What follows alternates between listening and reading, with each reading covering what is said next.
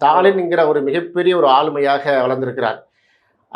கலைஞருடைய பீரியடில் இருந்தக்கூடிய சுச்சுவேஷன்ஸ் வேற, இப்போ இருக்கக்கூடிய சுச்சுவேஷன் வந்து வேற. இப்போ இருக்கிறது என்னன்னா, கலைஞர் பீரியட்லையும் பாஜக இருந்தது.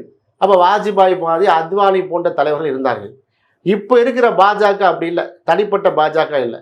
பிஜேபியோடு இடி இருக்கிறது, ஐடி இருக்கிறது, சிபிஐ இருக்கிறது, எலெக்ஷன் கமிஷன் ஆஃப் இந்தியா இருக்குது. இப்படி எல்லா பொதுத்துறை நிறுவனங்களும் இருக்கிறது. இது இல்லாமல் அதானி அம்பானி போல மிகப்பெரிய கார்பரேட் இருக்குது.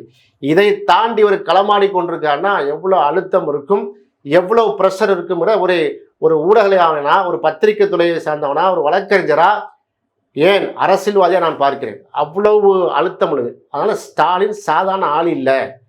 அதனால தான் தொல் திருமாவளவன் போன்றவர்கள், காங்கிரஸ் கட்சி செல்வி பிறந்தை போன்றவர்கள், மூத்த அரசியல்வாதியாக இருக்கக்கூடிய நம்முடைய வைகோ போன்றவர்கள், அது போன்ற ஜவாஹிருல்லா போன்றவர்கள், மூத்த பேராசிரியர் காதர் மைதீன் போன்றவர்கள் எல்லாம் இன்றைக்கு வந்து கம்யூனிஸ்ட் தோழர்கள் எல்லாம் ஸ்டாலின் பின்னாடி என்ன செய்கிறாங்க, அணிவகுக்கிறாங்க. ஏன் இங்கே பார்த்தீங்கன்னா மோசமான ஒலிகார்கி டிக்டேட்டர்ஷிப் சொல்லக்கூடிய அந்த காலத்தில் இன்றைக்கு கருத்தியல சமூக நீதியை வந்து தூக்கி பிடிக்கக்கூடிய தலைவராக இருக்கிற காரணத்தால் இன்றைக்கு ஒரு அருமையான ஒரு கூட்டணி. இந்த கூட்டணி வந்து எந்த சிதைவும் இல்லை.